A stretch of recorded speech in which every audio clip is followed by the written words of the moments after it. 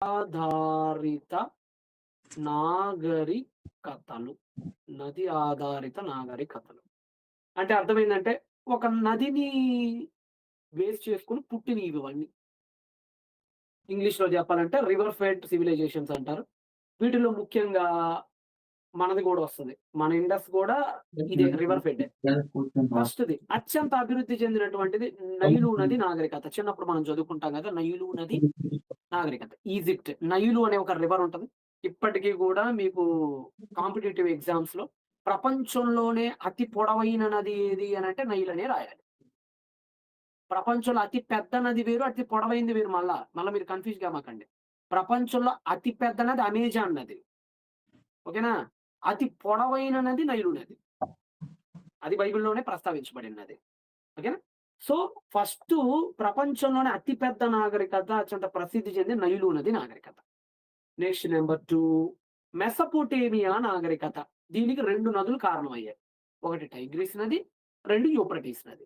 ఈ 2 నదుల మధ్య విరజిల్లినటువంటి అతి పెద్ద నాగరికత మెసొపొటేమియా. మన ఇండస్ వ్యాలీ నాగరికతకి, మెసొపొటేమియాకి చాలా దగ్గర సంబంధాలుంటాయి. హిస్టరీ స్టూడెంట్స్ ఉంటే మీకు బాగా తెలుస్తది. మీలో ఇక్కడ పార్టిసిపేట్ చేసేవాళ్ళు బీఏ హిస్టరీ గాని, ఎంఏ హిస్టరీ పిల్లలు గాని ఉంటే గనక కామెంట్ చేయండి అక్కడ. సరేనా? మెసొపొటేమియా నాగరికతకు, మన నాగరికతకు చాలా దగ్గర సంబంధాలున్నాయి. ఎందుకంటే, మనకి వాళ్ళకి వ్యాపారాలు జరిగినియి. లోతల దగ్గర ఉన్నటువంటి డాక్ యార్డ్ నుంచి వాళ్ళకి ఎన్నో మనం ఇక్కడి నుంచి వాళ్ళకి పంపించాం. వాళ్ళ దగ్గర నుంచి మనం తెచ్చుకున్నాం. మెసొపొటేమియా నాగరికతలో మన భారతదేశపు నాగరికతను మెలూహా అని కూడా పిలిచేవాళ్ళని చిన్నప్పుడు చదువుకొని ఉంటారు కదా మీరు. అదేననమాట ఇది మెసొపొటేమియా నాగరికత. రెండోది మన ఇండస్ వ్యాలీ నాగరికత. మన భారతదేశం. ప్రస్తుతం ఉన్న పాకిస్తాన్. ప్రస్తుతం ఉన్నటువంటి పాకిస్తాన్ గానియొచ్చు, గుజరాత్ కానియొచ్చు, రాజస్థాన్ గానియొచ్చు. పంజాబ్ అండ్ హర్యానాలోని కొంత భాగం గానియొచ్చు. మహారాష్ట్ర అండ్ ఉత్తరప్రదేశ్‌లోని మరికొన్ని భాగాలు గానియొచ్చు. ఇవన్నీ గూడా ఇండస్ వ్యాలీ సివిలైజేషన్. 2 చైనా నాగరికత. హుయాంగో అనేటువంటి నదండి. యెల్లో రివర్ అంటారు. హుయాంగో అనేటువంటి నది దగ్గర ఉన్నది. ఇవన్నీ ప్రధానంగా 4 నాగరికతలు. మీకు మ్యాప్ పాయింట్స్ చూపిస్తున్నాను చూడండి. మీకిక్కడ మ్యాప్ పాయింట్స్ చూపిస్తున్నాను గదా! చూస్తున్నారా? రైట్. ఇక్కడ మీకు ఈజిప్ట్ మ్యాప్ పాయింట్ చూపిస్తున్నా. ఇదిగోండి ఇక్కడ మీరు చూస్తున్నారు గదా! ఇది నైలు నది. ఇది నైలు నది. ఈ నైలు నది దగ్గర ఏర్పడినటువంటిదే నైలు నది నాగరికత. పక్కనే రెడ్ సీ ఉంటది. ఎర్ర సముద్రం. ఓకేనా? రైట్. నెక్స్ట్ నంబర్ 2 మెసొపొటేమియా నాగరికత. ఇక్కడ మీరు చూస్తున్నారు. ఇదిగోండి. ఇదంతా గూడా యూఫ్రటీస్ నది. ఇదంతా కూడా టైగ్రిస్ నది.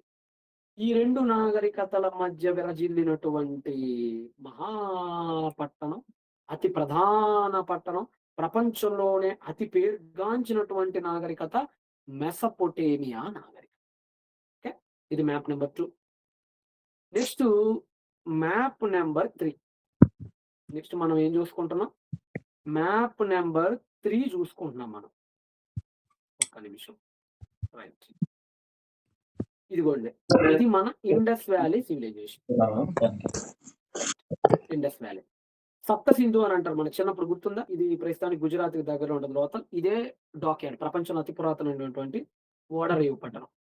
ఇదంతా కూడా మొహెంజోదారో, మీకు చూపిస్తున్న Chanhudaro, next Harappa, next Sindhu, next Vipasa, ఈ ప్రాంతాలండి సరస్వతి నది, ఈ థార్ డెజర్ట్ ఇదంతా కూడా. ఈ ప్రాంతాలన్నిటిని కూడా ఏమంటారంటే, ఈ ప్రాంతాలన్నిటిని కూడా ఐవీసీ. Indus valley. నంబర్ 3 అయిపోయింది. నంబర్ 4 చూద్దాం. ఇప్పుడు మీకు చూపిస్తుంది China. China map. Huangho river చూస్తున్నారు ఇక్కడ మీరు.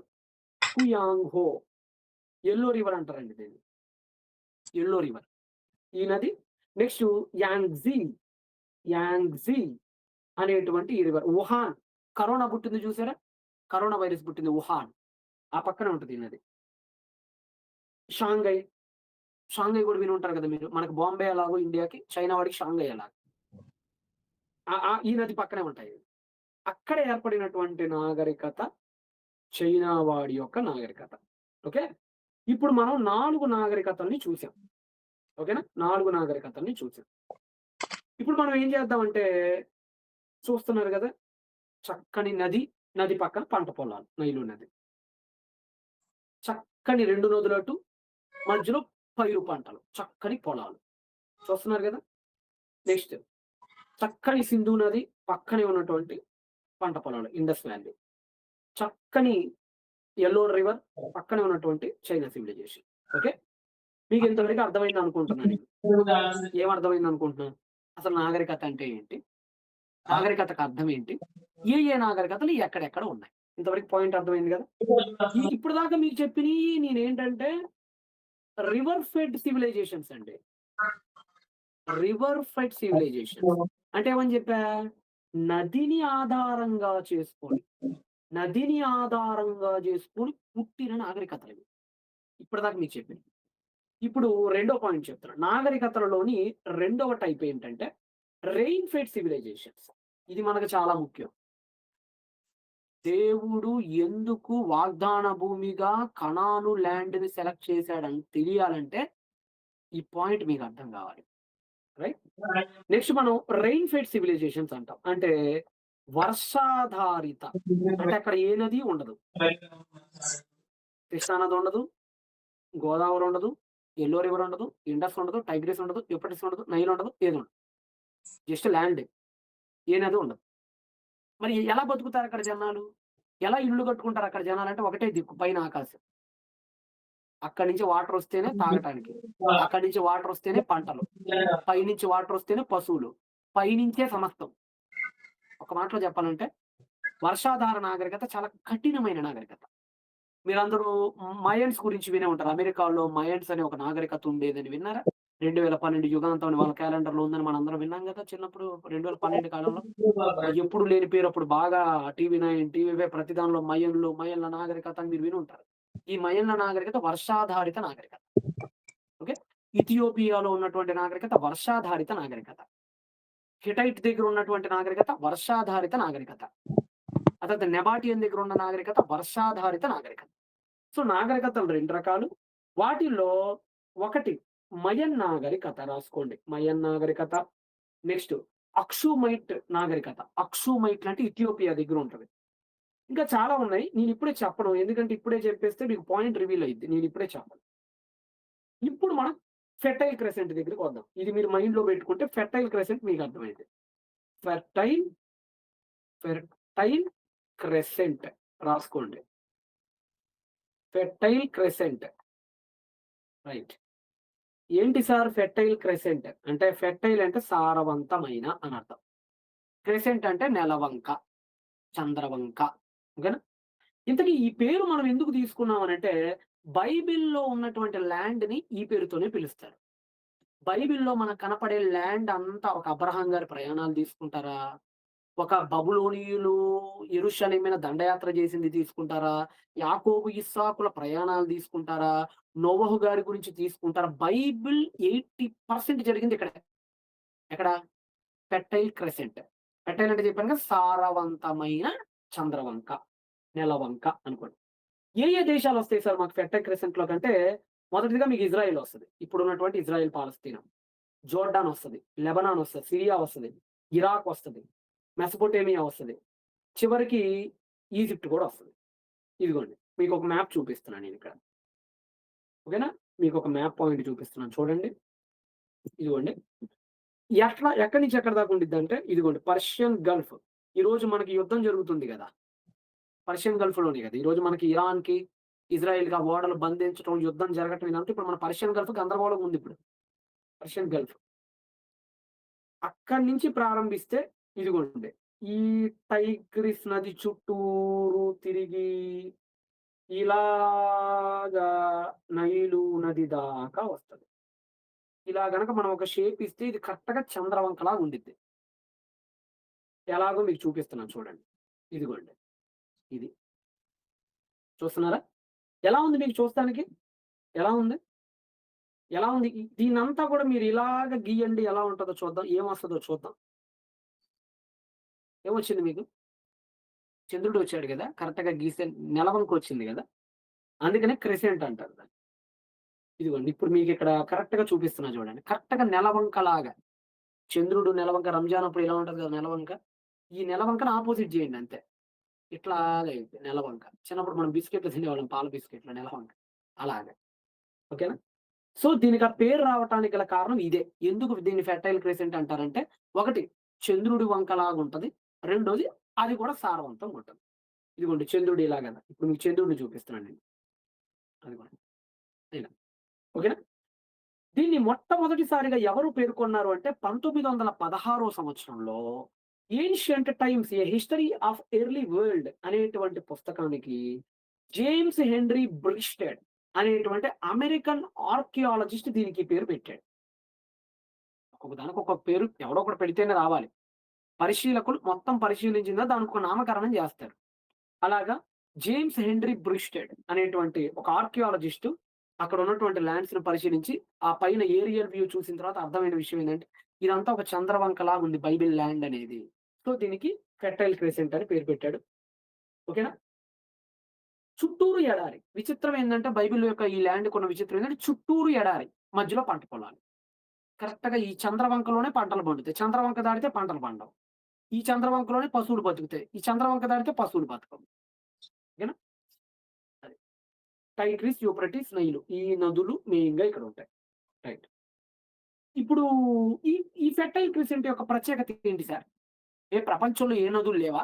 మా కృష్ణా నది గొప్పది కాదా? మా గోదావరి, గంగ, యమున, సరస్వతి గొప్పయి కావా? ఆటి గొప్పతనం ఏంటంట అంటే మరి ఉంది గదా! మరి గొప్పతనం లేకపోతే ఎలా? ఫస్ట్ వన్ ఏంటంటే అక్షరమాల పుట్టిందక్కడే. అంటే మనం ఈరోజు రాసుకుంటున్నాం గదా! ఏబీసీడీ అయినా, అ, ఆ, ఇ, ఈ అయినా ఏవైనా సరే. అక్షరమాల పుట్టింది ఫెర్టైల్ క్రెసెంట్‌లోనే. నెక్స్ట్ నంబర్ 2 మీకు చూపిస్తున్నా చూడండిక్కడ. ప్రపంచం అంతా ఆహారం కోసం వేటాడుతుంటే ఫెర్టైల్ క్రెసెంట్‌లో వ్యవసాయం చేసేవాళ్ళు. అంటే అంత అడ్వాన్స్‌డ్ అన్నమాట ఇది. మనం కూడా మన భారతదేశంలో గూడా అప్పుడు ఇంకా మాంసం కోసం వేటాడేవాళ్ళం. నెమోడిక్‌గా ఉండేవాళ్ళం. ఆ సమయంలో ఇక్కడ మనకి గోధుమ పంట, బార్లీ పంట సాగు చేయటం, పండించడం కూడా నేర్చుకున్నారీళ్ళు. అది వీళ్ళ ప్రత్యేకత.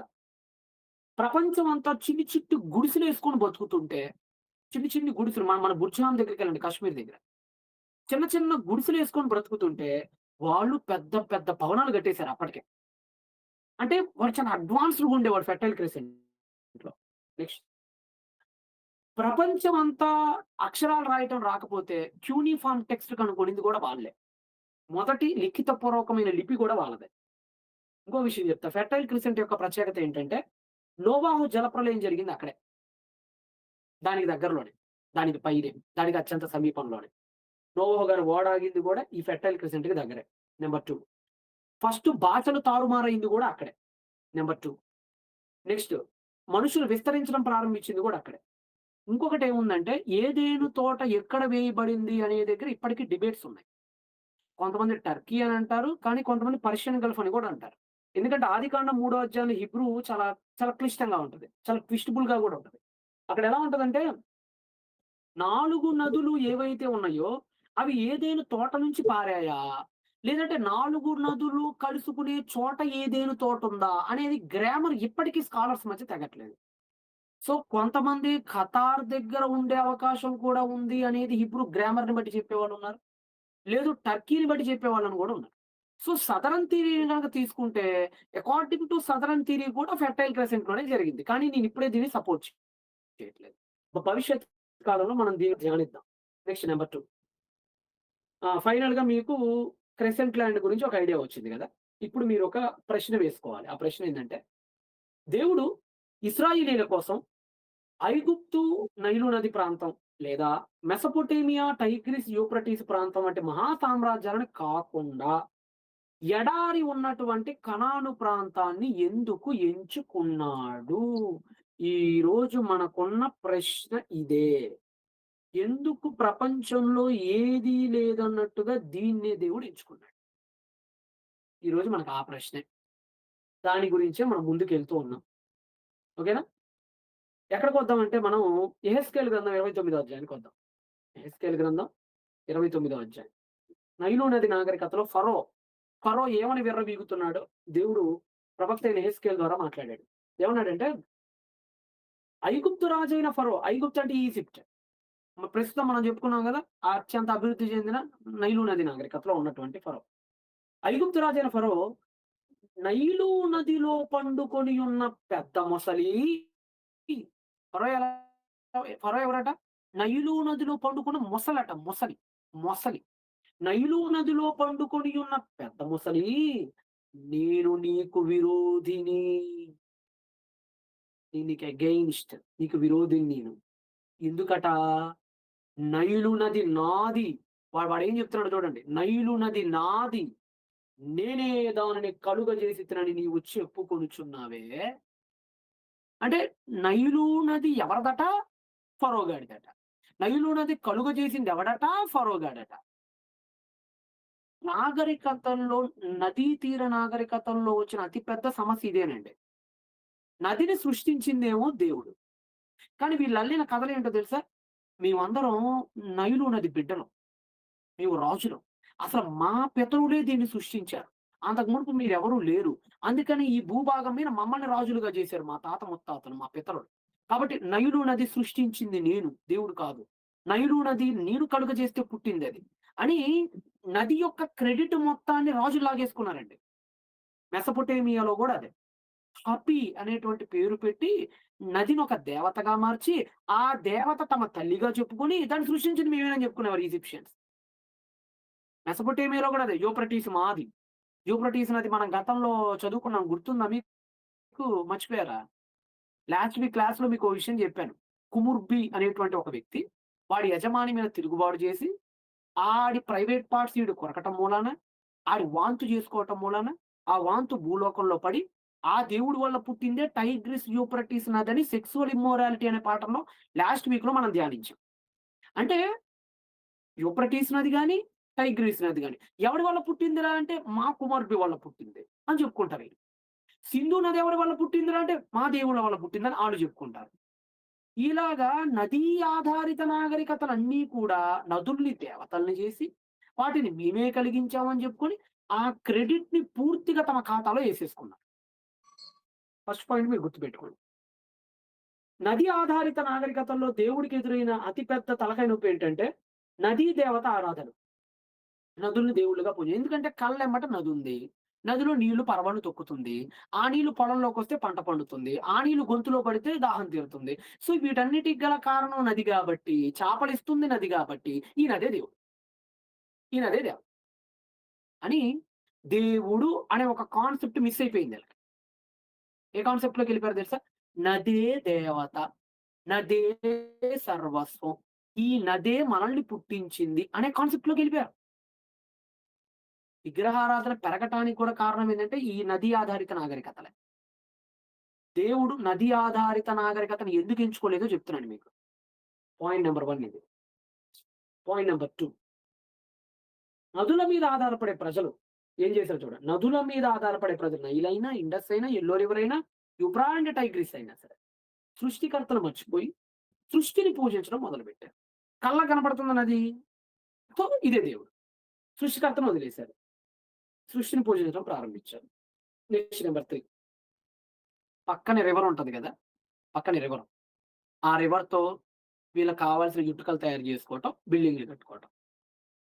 ఆ నదితో చేపలు పట్టుకోవటం, అభివృద్ధి చెందడం. చేసుకొని పెద్ద పెద్ద భోగభాగ్యమైన జీవితాలు అనుభవించారీళ్ళు. నదీ లోయలు అత్యంత సంపన్నమైనవి. సంపద పెరిగే కొద్దీ మనుషులు భోగ విలాసాలకు, పాపానికి లోనయ్యారు. సంపద నది ఎక్కడుంటే అక్కడ సంపదండి. మీరు చూడండి ఈ రోజు గూడా ఆంధ్రాలో ఏ పట్టణాలు బాగా ఫేమస్? విజయవాడ. ఎందుకు విజయవాడ ప్రసిద్ధయింది? పక్కనే కృష్ణా నది. ఎందుకు రాజమండ్రి పెద్దదయింది? పక్కనే గోదావరి. ఇలా మీరు ఆలోచించండి. నది ఎక్కడుంటే హైదరాబాద్ ఎందుకు అంత అభివృద్ధి చెందింది? పక్కనే మూసీ నది ఉంది. నది ఉన్న చోట పట్టణాలు వెలసిల్లుతాయి. పట్టణాలు వెలసిల్లిన తర్వాత లగ్జరీ అండ్ లావిష్ లైఫ్ వస్తది. ఇది మీరు గుర్తుపెట్టుకోండి. ఓకేనా? రాజస్థాన్ ఎందుకు అభివృద్ధి చెందలేదు? రాజస్థాన్‌లో నదులు లేవాయా? అర్థమైందా మీకు? ఎందుకు ముంబై ఎందుకు అంత ప్రసిద్ధి చెందింది? ముంబా అనే ఒక నది పక్కనే ఉంది గాబట్టి. అక్కడ పంబా అనే నది ఉంటది హంపి దగ్గర. మీరు రాజ్యాలు, రాజుల మీదకి మీరు మంచి హంపి, హంపి అనే పేరొచ్చింది ఇది ఎక్కడి నుంచి? పంబా నది నుంచి. విజయనగర సామ్రాజ్యానికి రాజధాని అది. ప్రపంచంలో వెలసిల్లిన ప్రధాన పట్టణాలన్నీ గూడా నదుల పక్కనే ఉంటాయి. ఎప్పుడైతే నగరాలు ఎప్పుడుగా మారినాయి? ఇప్పుడు లగ్జరీకి అలవాటు పడ్డారు. భోగ విలాసాలకు బానిసలయ్యారు. సో, ఇప్పుడు జాగ్రత్తగా వినండి ఇక్కడ పాయింట్. దేవుడు తన ప్రజలను ఈ విలాసాల మధ్య నుండి వేరు చేసి, అరణ్య ప్రాంతాలకు దగ్గరగా ఉన్న కనానులో ఉంచి వారిని పరిశుద్ధపరచాలని అనుకున్నాడు. ఎందుకు నైలు నదిని ఎంచుకోలేదు, యూఫ్రటీస్ నదిని ఎంచుకోలేదంటే ఒకటే. ఆడ ఎంచుకున్నోళ్ళని దేవుడు చూసాడు. వాళ్ళ బతుకులు బాల. ఆ నదే వీళ్ళని సగం చెడగొట్టింది. ఆ నదే వీళ్ళని అసలు దేవుడికి దూరం చేసింది. ఆ నది వల్లే వీళ్ళు లగ్జరియస్ లైఫ్ అనుభవించారు. ఆ నది వల్లే వీళ్ళు దేవుడికి దూరమయ్యారు. సో, అందుకనే దేవుడు నది ఆధారిత నాగరికతల్ని పక్కన పెట్టాడు. తన జాతిని ఎంచుకోవటం కోసం. ఇది మీరు ఒకటి గుర్తుపెట్టుకోండి. ఇంకో విషయం చెప్తున్నా. ఆయనకి గొప్ప గొప్ప సామ్రాజ్యాలు కాదు కావాల్సింది. తనను నమ్మే చిన్న మంద గావాలి. ఎవరికి? దేవుడికి నైలు నది పక్కన విలసిల్లిన పెద్ద పెద్ద పిరమిడ్లు కాదు ఆయనకు కావాల్సింది. బాబిలోనియా దగ్గర ఉన్న పెద్ద పెద్ద జిగ్గురాట్లు కాదు ఆయనకు కావాల్సింది. ఆయనకు కావాల్సింది చిట్టి మంద. ఒక చిన్న ఫ్యామిలీ గావాలి ఇప్పుడు ఆయనకి. చాలు. సామ్రాజ్యం వద్దు ఆయనకి. చిన్న ఫ్యామిలీ. ఆ ఫ్యామిలీని ఎంచుకోవాలనుకున్నాడు. ఆ ఫ్యామిలీ నుంచి మెస్సీయని ఈ లోకానికి తీసుకురావాలనుకున్నాడు. సో, దేవుడికి మహా సామ్రాజ్యాలు కాదు మంద కావాలి. అది మీరు గుర్తుపెట్టుకోండి. చిన్న మంద కావాలి. నెక్స్ట్ ఇప్పుడు కనాను అనుకో. మీకు చెప్పాను గదా! నది ఆధారిత నాగరికతలో ఉన్న లోపాలు మీకు చెప్పా. ఇప్పటికి మీకు చెప్పా మీరు విన్నారు. పాయింట్ నంబర్ 1 ఏమని చెప్పా? ఆ నదినే దేవుడు అనుకోని విగ్రహారాధన వైపు వెళ్ళిపోతున్నారు. పాయింట్ నంబర్ 2 ఏం చెప్పా? నది ద్వారా వచ్చిన సంపదతో లగ్జరియస్ లైఫ్‌ని అనుభవించి భోగ విలాసాలకి దగ్గరయ్యారని చెప్పా గదా! ఇప్పుడు కనాను అనుకో. ఇప్పుడు బైబిల్ చెప్తున్నటువంటి కనాను ప్రాంతం అనుకో. ఇప్పుడు ఇది గనక ఎంచుకుంటే ఏంటట దేవుడికొచ్చే లాభం? ఈ ప్రాంతాన్ని ఎంచుకుంటే దేవుడికొచ్చే ఉపయోగం ఏంటట? అనంటే, ఇప్పుడు మనం ఆ పాయింట్ దగ్గరికొచ్చాం. ఇప్పుడు మనం ఎక్కడికొచ్చాం? అసలు సిసల పాయింట్ దగ్గరికొచ్చాం. కనాననుకో అని పెట్టుకోండి హెడ్డింగ్. కనాను అసలిప్పుడు పాయింట్ ఏంటంటే, ఇది వర్షాధారిత నాగరికత కలిగినటువంటి ల్యాండ్. ఇందాక మీకు నాగరికతలు 2 టైప్స్ అని జెప్పా. ఒకటేం జెప్పా? నదీ తీర నాగరికత. రెండోదేం జెప్పా? వర్షాధారిత రెయిన్ ఫెడ్ సివిలైజేషన్. వర్షాధారిత నాగరికత అని జెప్పా గదా! ఇప్పుడు బైబిల్‌లోకొస్తే కనాను అనేది నది ఆధారిత నాగరికత కాదు. అన్నిటికంటే భిన్నమైన నాగరికత. ఏంటయ్యా అదంటే వర్షాధారిత నాగరికత. వర్షాధారం అంటే చీటికి మాటికి ఆకాశం వైపు చూడాలి. దాహమేస్తే ఆకాశం ఎప్పుడు వర్షం పడిద్దా? పంటలు పండకపోతే ఆకాశం ఎప్పుడు వర్షం పడిద్దా? పశువులు చచ్చిపోతే ఆకాశం ఎప్పుడు భూమి తడిసిద్దా? మళ్ళా పైరెప్పుడు వచ్చిద్దా? నైలు నదిలో కష్టమొస్తే నది వైపు చూస్తాడు.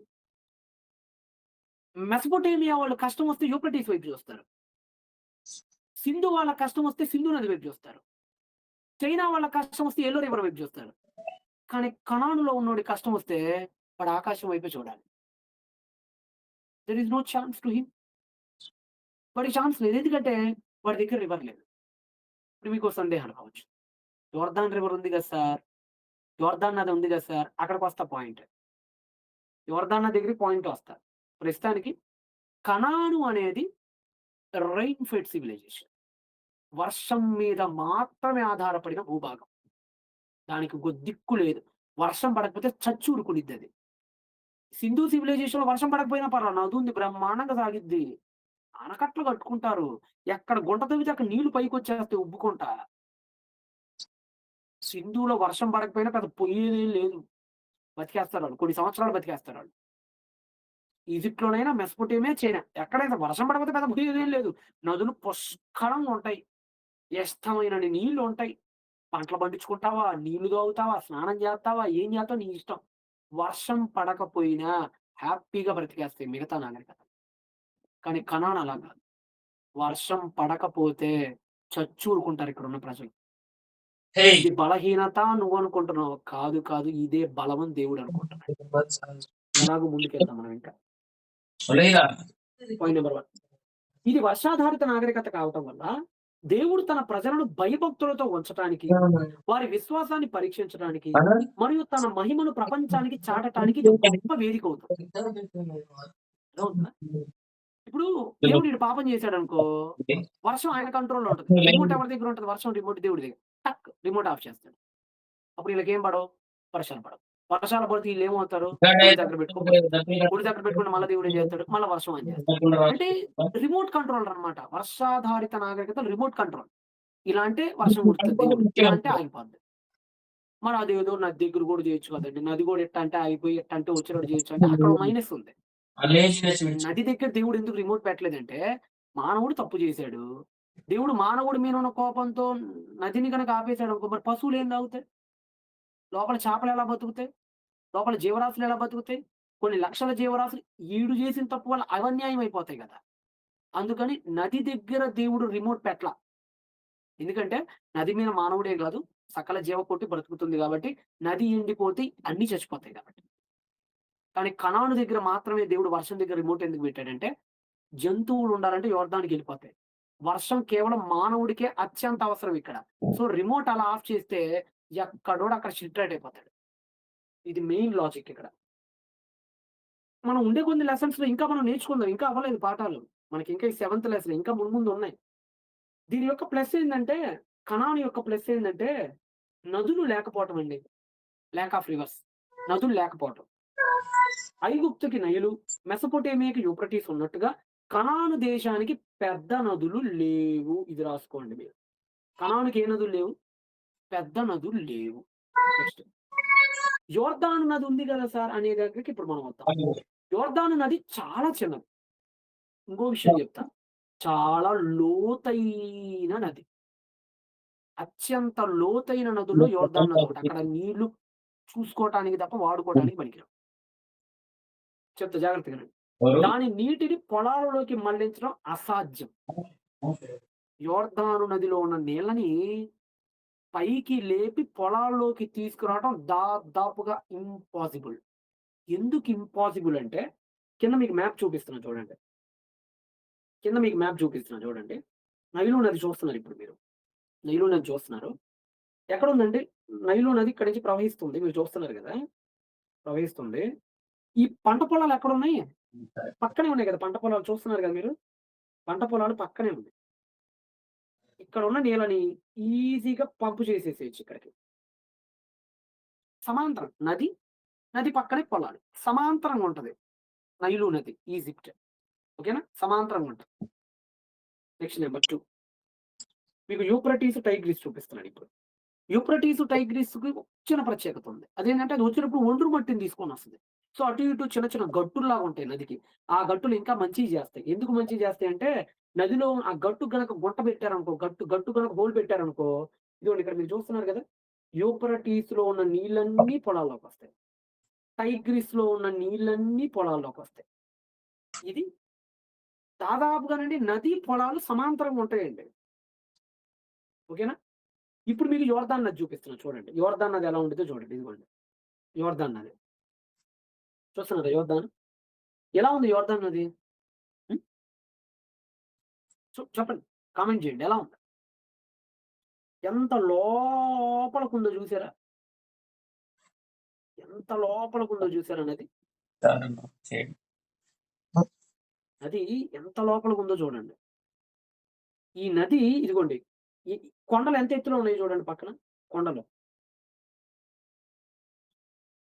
చూస్తున్నారు గదా! మ్యాప్ గీస్తున్నా నేను. పంట పొలాలు ఎక్కడున్నాయి? పంట పొలాలు ఇక్కడున్నాయి. పంట పొలాలు ఇక్కడున్నాయి. ఇక్కడ ఉన్న నీళ్ళను ఈ పంట పొలాల్లోకి తీసుకురావాలంటే నరుడి వల్ల గాదు. ఒక్క మాటలో చెప్పాలంటే. అంతకుముందు ఈజిప్ట్ వాళ్ళకి ఒక సెట్టింగ్ ఉండేది. దాన్నేమంటారంటే షాదూఫ్ అంటారు. షాదూఫ్. షాదూఫ్ గురించి విన్నారా మీరెప్పుడైనా? షాదూఫ్. ఎలక్ట్రిక్ పంప్స్ లాంటియన్నమాట ఇవి. షాదూఫ్ టెక్నాలజీ ఎలా ఉంటదంటే మీకిక్కడ చూపిస్తున్నా చూడండి. ఈజిప్టోళ్ళు షాదూఫ్ టెక్నాలజీ ఉపయోగిస్తారు. అంటే నదిలో నీళ్లు లోపలికెళ్ళిపోయినాయనుకోండి, ఒక బకెటేసి వెనకమాల ఒక భారం పెట్టి ఫర్ ఎగ్జాంపుల్ ఇప్పుడు మనకి రైల్వే గేట్లుంటాయి చూసారా? ఇట్లా రైల్వే గేట్ ఉంటది. ఇటువైపు రైల్వే గేట్ ఏం చేస్తారు లెగవాలంటే రాయి పెడతారు. అలా వెనకమాల రాయి పెట్టి పైకి ఇలా పంప్ చేస్తారు. ఎక్కడ నీళ్లు? నైలు నది నీళ్లు. దీన్ని షాదూఫ్ అని అంటారనమాట. షాదూఫ్. ఇక్కడ రాయి కడతారు. ఇక్కడో చిన్న బుట్ట పెడతారు. ఇక్కడ నీళ్ళని తీసుకొనొచ్చి ఇక్కడ పంట పొలాల్లో వేసుకుంటారు. ఇది షాదూఫ్. నైలు నది ఒకటి సెట్ అయితది. యోర్దానుని సెట్ చేయటం ఎవ్వడి వల్ల గాదు ఈ ప్రపంచంలో. ఎందుకంటే ఒక బిందె తీసుకెళ్ళి యోర్దాను నదిలో నుంచి పైకి రావాలంటే సచ్చి ఊరుకుంటాడు. ఎవడి వల్ల గాదు. అక్కడక్కడ చిన్న చిన్న స్పాట్స్ ఉంటాయి. అక్కడే యేసుప్రభు వారు బాప్తిసం పొందాడు. చిన్న చిన్న స్పాట్స్ అవి మొత్తానికి న్యాయం చేయలేవు. ఒక మాట చెప్పాలంటే 10 మంది ఇంట్లో ఉన్నారు. చిన్న టీ గ్లాస్ అంత నీళ్లు సరిపోతాయా 10 మంది తాగటానికి?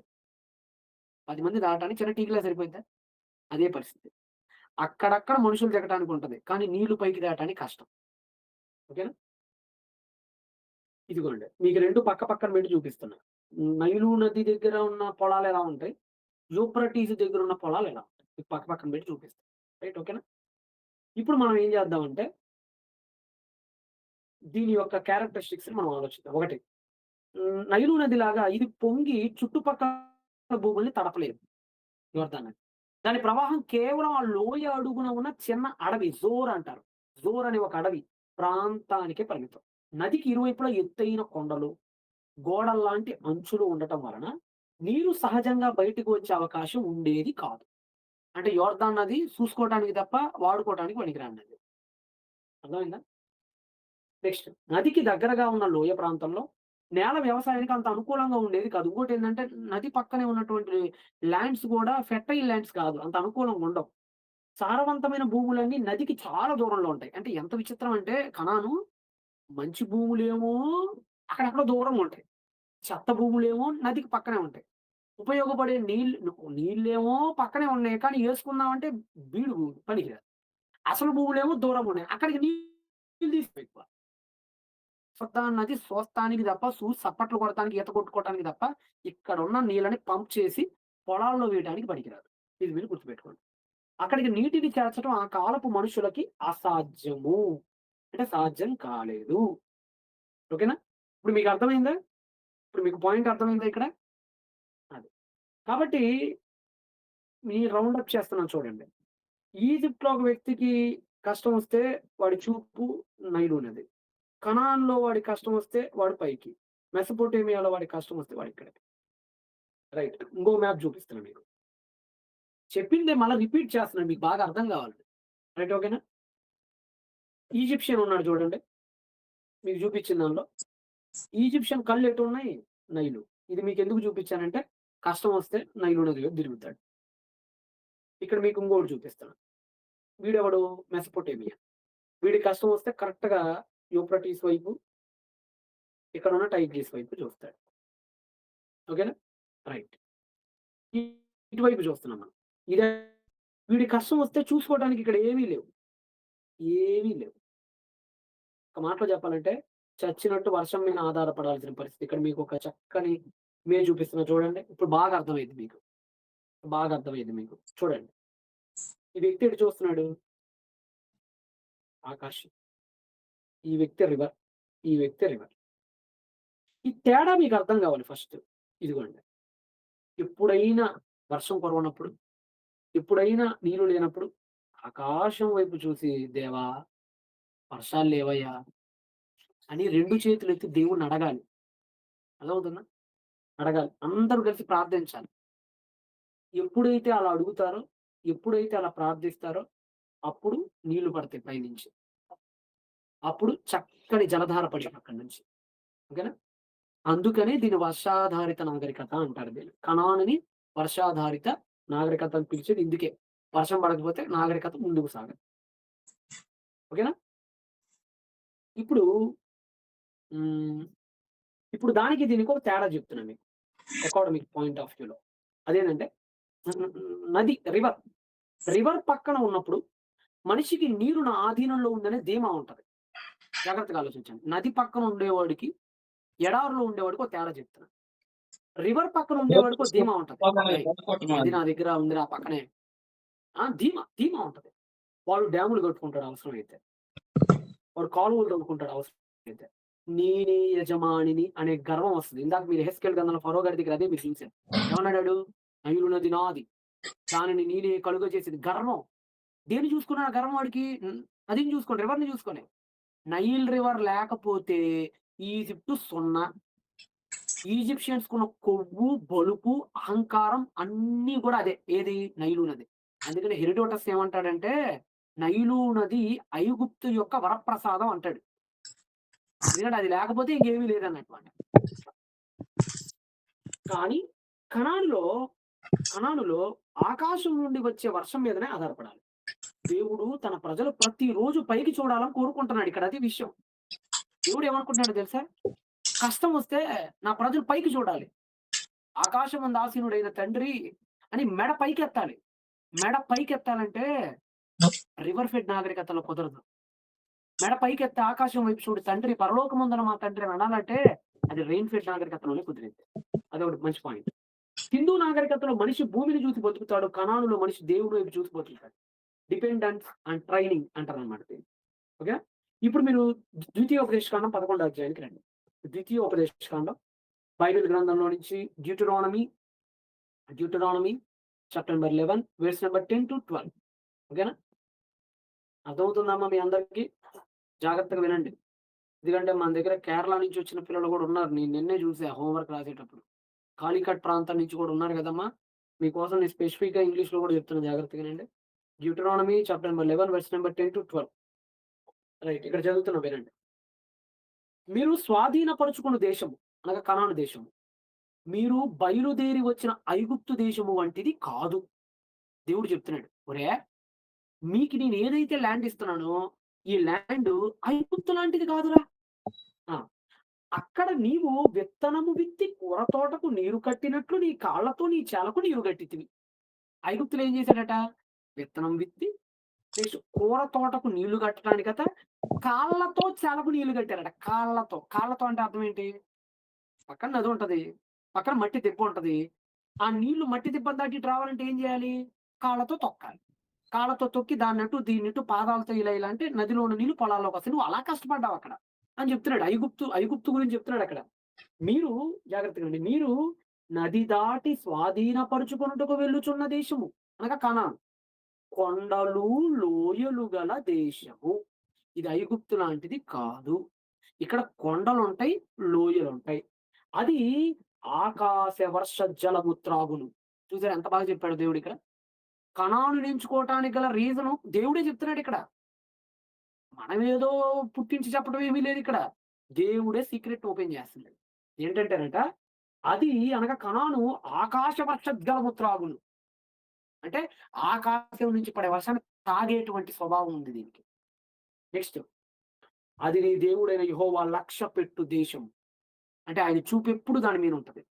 ఈ దేవుడైన యెహోవా కన్నులు సంవత్సరాది మొదలుకొని సంవత్సరాంతం వరకు ఎల్లప్పుడూ ఆ ల్యాండ్ పైనే ఉంటాయి. ఎందుకు? అమ్ముంది.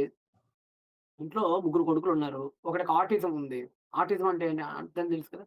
ఆటిజం అంటే వాడు తిండి ఆడు తినలేడు. వాడి మూత్రాన్ని ఆడు కడుక్కోలేడు. అమ్మ కళ్ళు ఎప్పుడు ఎవరి పైన ఉంటాయి? ఆటిజం వచ్చినోడి మీదే ఉంటాయి. వాడి తిండి ఆడు తిని, వాడి నీళ్లు వాడు తాగేటువంటి వాడి దగ్గర ఉండవు అమ్మ కళ్ళు ఎక్కువ. అలానే ఎడారి దగ్గర దేవుడి చూపు ఎక్కువ ఉంటది. అది గుర్తుపెట్టుకోండి. ఇర్మియా గ్రంథం 5వ అధ్యాయం 24 వచనం. ఇర్మియా గ్రంథం 5వ అధ్యాయం 24. వారు రండి మన దేవుడైన యెహోవా యందు భయభక్తులు కలిగి ఉందుము అని మాట్లాడుతూ ఏమంటున్నారు చదవండి. ఆయనే తొలకరి వర్షమును, కడవరి వర్షమును దాని కాలమున కురిపించువాడు. వర్షాల గురించి మాట్లాడుతున్నారు. మనం మన దేవుడేందు భయభక్తులు ఉండాలంట. ఎందుకంటేనంట వర్షం కురిపించేది ఆయనేనట. లింక్ అర్థమైందా? ముందేమో భయభక్తులు అన్నాడు. తర్వాతేమో వర్షం అన్నాడు. మనం మన దేవుడేందు భయభక్తులు కలిగి ఉందుము. ఎందుకనగా ఆయన మనల్ని చెరలోకి పంపిస్తాడు భయభక్తులు కలిగి ఉండకపోతే అనట్లా. ఆయన మనల్ని చంపేస్తాడనట్లా. అరే బాబు! మనందరం దేవుడి దగ్గర భయభక్తులు కలిగి ఉందాం. ఎందుకో తెలుసా? ఆయనేరా బాబు వర్షాలను కురిపించాల్సినోడు. అంటే వర్షాలను కురిపించేది దేవుడే కాబట్టి ఒళ్ళు దగ్గర పెట్టుకొని భక్తిగా బతకండి ఆయన కోసం. అప్పుడే వర్షాలు పడతాయని దాని అర్థం. అంటే వర్షాలకి భక్తికి ఒక లింక్ ఉందన్నమాట. లేవీకాండం 26వ అధ్యాయం 3-4 వచనాలు. మీరు నా కట్టడలను బట్టి నడుచుకొని నా ఆజ్ఞలను ఆచరించి వాటిని అనుసరించి ప్రవర్తించిన ఎడల అంటే మీరు నా యందు భయభక్తులు గల కలిగి ఉంటే మీ వర్షకాలములలో మీకు వర్షం ఇచ్చేదను. చూసారా? మీరు నా యందు భయభక్తులు గల కనుక ఉంటే మీకు అప్పుడు వర్షం ఇస్తారా నేను? లేదంటే ఇవ్వనురా మీకు. ఈ మాట దేవుడు ఇండస్ దగ్గరికి వచ్చి అంటాడా? నీకు వర్షం ఇవ్వను అన్నాడు అనుకో దేవుడు ఒకవేళ. ఈడేమంటాడు తెలుసా? దేవా మాకట్లయితే ఇండస్ నది ఉందిగా పర్లేదులే అంటాడు. ఐగుప్తుకొచ్చారే మీకు వర్షం ఇయ్యనురా అన్నాడనుకో, నైలు నది ఉంది కదా దేవా! యూఫ్రటీస్ దగ్గర వచ్చారే నీకు వర్షం ఇయ్యను అన్నాడనుకో, యూఫ్రటీస్, టైగ్రిస్ 2 ఉంటే వర్షం ఎందుకు దేవా? చైనా దగ్గరకొచ్చి ఎళ్ళాడనుకో, రేపు నీకు వర్షం ఇయ్యనని, ఈ ఎల్లో రివరు, యాంగ్సీ రివర్ ఉండగా మాకు వర్షం ఎందుకులే దేవా అనేస్తాడు. కనానులో ఆ మాట ఎవడు అనలేడు. ఎందుకంటే వర్షం పడకపోతే తెల్లారి శవాలయిపోతారు. అందుకని దేవుడు అన్నాడు ఇక్కడ, మీరు నా కట్టడలను బట్టి నడుచుకుంటే అప్పుడు మీ వర్షకాలములలో మీకు వర్షం ఇస్తా. మీ భూమి పంటలనిస్తది. అప్పుడు మీ పొలాలకు చెట్లొస్తాయి. ఎంత లింక్ పెట్టాడో చూడండి. మీరు భక్తిగుంటే అదే ఎంత అద్భుతంగా చెప్పాడో చూడండి. ఫస్ట్ పాయింట్ ఏమన్నాడు? ఫస్ట్ పాయింట్ మీరు భక్తిగా ఉంటే వర్షం తెప్పిస్తా. ఓకే. వర్షం వస్తే పంటలు పండుతాయి. ఆ పంటలు పండితే పొలంలో చెట్లొస్తాయి. అంటే ఇంతకీ పొలంలో చెట్లు మొలిసి నీకు పండు రావాలంటే ఫైనల్‌గా నువ్వు భక్తిగుండాలి అని టాప్ 1 దగ్గరికి పోతదిక్కడ. నీకు పొలం పండాలంటే నువ్వు భక్తిగుండాలి. నీకు పంట పండాలంటే నువ్వు భక్తిగుండాలి. ఎందుకంటే అది ఉంటేనే వర్షం వచ్చిద్ది. దేవుడండి వీళ్ళని ఒక ముగ్గులో పెట్టేసాడట. ఆ ముగ్గేంటో తెలుసా? మీరు నేను చెప్పినట్టు ఇంటేనే మీకు పైనుంచి వర్షం వచ్చింది. అదొత్తే మీ బతుకులు బావుంటాయి. మరి చూసుకోండిరా మీ ఇష్టం రా తర్వాత అని చెప్పాడన్నమాట. ఒక మాటలో చెప్పాలంటే వర్షం అనేది దేవుడు ఒక రిమోట్ కంట్రోలర్‌లా వాడుకున్నాడు దాన్ని వర్షాన్ని. ఆయన ఇష్టం. ఆఫ్ కావాలంటే ఆఫ్, ఆన్ కావాలంటే ఆన్. అలా వాడుకున్నాడు. ఐగుప్తులో నీరు నేల మీద ఉంటుంది. కనానులో నీరు ఆకాశంలో ఉంటుంది. అది తేడా. ఒక మనిషి ఐగుప్తులో ఉంటే తన కాళ్ళ వైపు చూస్తాడు. కానీ కనానులో ఉంటే ఆకాశం వైపు ఎత్తి చూస్తాడు తలని. మీకిక్కడ ఒక మ్యాప్ చూపిస్తున్నా చూడండి చాలా చక్కగా. ఒక రిమోట్ ఉంది గదా! ఆ రిమోటు దేవుడి దగ్గర ఉంది గదా! ఇక్కడ. చూస్తున్నారు గదా మీరు. అది ఇక్కడ మాత్రమే సెట్ అయ్యిద్దనమాట దేవుడి ప్లాన్. నెక్స్ట్ దేవుడు అబ్రహాముని సుఖంగా బతకటానికి పిలవలా. జాగ్రత్తగా వినండి. దేవుడు ఆల్రెడీ సుఖంగా బతికే చోట నుంచే పిలిచాడు. ఉర్ అనేది చాలా సుఖవంతమైనటువంటి ల్యాండ్ అది. యూఫ్రటీస్, టైగ్రిస్ నది ఆయనెవరు? మెసొపొటేమియా నాగరికతకి చెందిన ఆయన అబ్రహాం గారు. అందుకని సుఖంగా బతకడానికి పిలవలేదు. ఎందుకంటే ఆల్రెడీ సుఖంగా ఉన్నాడు ఆయనక్కడ. మరి ఎందుకు పిలిచాడు సార్ అనంటే విశ్వాసంతో బతకడానికి పిలిచాడు. అబ్రహాముని దేవుడు సుఖంగా బతకడానికి పిలవలా. విశ్వాసంతో బతకడానికి పిలిచాడు. ఆ విశ్వాసం వర్ధిల్లాలంటే కనాను వంటి సవాలుతో కూడిన భూమి ఉండాలి. ఎలా ఉండాలి? సవాలుతో కూడిన భూమి. ఇప్పుడు మీకు 'బేర్ గ్రిల్స్' తెలుసా? డిస్కవరీ ఛానెల్‌లో వస్తాడు. అతనెప్పుడు ఏమంటాడో తెలుసా? దేవుడి దయ వల్ల, దేవుడి దయ వల్ల అంటాడు. ఎందుకంటాడో తెలుసా ఆయన ఎక్కువగా? ఒకటే కారణం. అన్ని సాహసాలు జేస్తాడు. ఎడారుల్లోకి పోతాడు. అడవుల్లోకి పోతాడు. పురుగులు తిని బతకాలి. అక్కడ తను మరలా తిరిగి ఇంటికి రావాలంటే ఆ దేవదేవుడి కృప లేకపోతే రాలేడు. అందుకనే మొన్న మేబీ మోడీ దగ్గరికొచ్చినప్పుడు కూడా ప్రార్థన చేశాడు 'బేర్ గ్రిల్స్' మీరు చూసారో చూడలేదు. సో, సవాలుతో కూడిన జీవితం ఉన్నోడు దేవుడికి దగ్గరగా ఉండగలుగుతాడు. ఎందుకంటే వీడు బతకాలంటే ఆయన కరుణ ఉండాలి గాబట్టి. పాయింట్ మీరెప్పుడు గూడా గుర్తుపెట్టుకోండి. నెక్స్ట్ ద్వితీయోపదేశకాండం. డ్యూటెరానమీ 11 అధ్యాయం 16-17 వచనాలు. ద్వితీయోపదేశకాండం 11 అధ్యాయం 16-17 వచనాలు. మీ హృదయము మాయలలో చిక్కి త్రోవ విడిచి ఇతర దేవతల్ని పూజించి వాటికి నమస్కరింపకుండా మీరు జాగ్రత్తగుండండి. ఒరేయ్! మీరు ఇతర దేవతల్ని పూజించకుండా జాగ్రత్తగుండండిరా. ఎందుకంటే యెహోవా మీ మీద కోపపడి ఆకాశాన్ని మూసివేస్తాడు. చూసారా? దేవుడు ఒక వార్నింగ్ ఇస్తున్నాడు. వార్నింగ్ ఏందంటే మీరు ఇతర దేవతల వైపు తిరిగి చెడిపోయారంటే, నేను నా రిమోట్‌లో వర్షాన్ని ఆఫ్ చేసి పడేస్తా. అది అక్కడ మీనింగ్. ఆకాశమును మూసివేస్తా. అప్పుడేం కురవదట? అప్పుడు వాన కురియదు. వాన కురియకపోతే ఏమవ్వదట? భూమి పండదు. భూమి పండకపోతే ఏమైద్దట? మీకిచ్చి ఉన్న ఆ మంచి దేశంలో ఉండకుండా మీరు నశించిపోతారు. నిజంగా దేవుడే చెప్పేసాడండి. ఎందుకిచ్చాడని ఆయనే చెప్పేసుకున్నాడు ఒకటే.